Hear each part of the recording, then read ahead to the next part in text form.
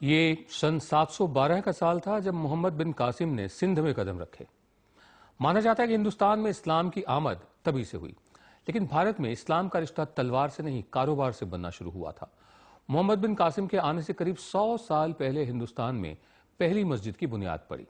करीब 1400 साल पुरानी वो मस्जिद अभी तक कायम है, याद दिलाती हुई कि हिंदुस्तान में कितनी तहजीबों, कितनी आस्थाओं का पानी आता जाता बसता रहा है। आज भारत मां के झोले से केरल की चेरामन जुमा मस्जिद।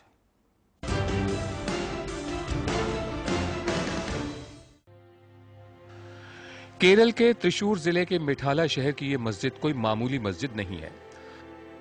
माना जाता है कि यह हिंदुस्तान की सबसे पुरानी मस्जिद है। इस चेरामन जुमा मस्जिद को 629 ईस्वी में बनाया गया, यानी हजरत मोहम्मद के गुजरने से 3 बरस पहले। सवाल है कि पूरा हिंदुस्तान छोड़कर सुदूर केरल के सुदूर इलाके में यह मस्जिद कैसे बनी। बाकी मस्जिदें तो लाहौर और दिल्ली और फैजाबाद जैसे उत्तर भारत के शहरों में दिखती हैं। दक्षिण भारत में लगता है कि हैदराबाद के आगे आंध्रा, केरल और तमिलनाडु बस मंदिरों के इलाके हैं। इस सवाल का जवाब हमें इतिहास में उतरने से मिलता है। दरअसल अरबों और हिंदुस्तानियों के बीच कारोबार का रिश्ता सदियों पुराना रहा।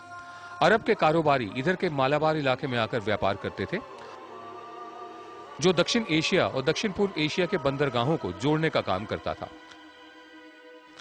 इस्लाम के आने के बाद इसी रिश्ते ने पहली मस्जिद की बुनियाद रखी।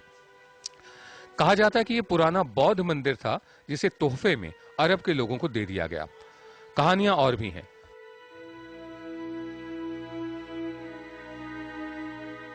बताया यह भी जाता है कि उस दौर में चेरा राजा राम वर्मा कुलशेखर पहले राजा थे जिन्होंने इस्लाम अपनाया।